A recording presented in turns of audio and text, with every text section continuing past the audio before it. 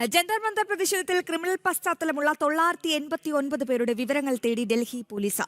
തിരിച്ചറിഞ്ഞ കുറ്റകൃത്യങ്ങളിൽ ഏർപ്പെട്ട 2873 പേരിൽ 989 പേരുടെ വിശദാംശങ്ങളാണ് പോലീസ് ശേഖരിക്കുന്നത്.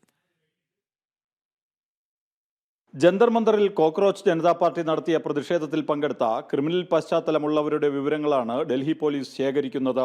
ജൂലൈ 20 മുതൽ 25 വരെ സെൻട്രൽ ഡൽഹിയിലെ അക്രമങ്ങളിലെ ഇവരുടെ പങ്കാളിത്തം പോലീസ് അന്വേഷിക്കുകയാണ്. കൊലക്കേസ് പ്രതികളും കൊലപാതക ശ്രമം ചുമത്തപ്പെട്ടവരും പോക്സോ കേസ് പ്രതികളും വരെ പ്രതിഷേധിക്കാനെത്തി.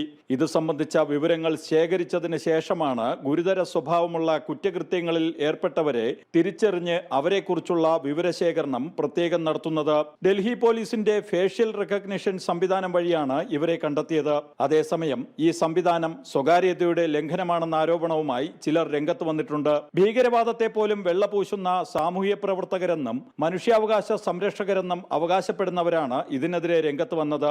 20-ന് കോക്രോച്ച് ജനതാ പാർട്ടിയുടെ പാർലമെന്റ് മാർച്ചുമായി ബന്ധപ്പെട്ടുണ്ടായ ആക്രമണത്തിൽ 200ഓളം പോലീസുകാർക്കാണ് പരിക്കേറ്റത്.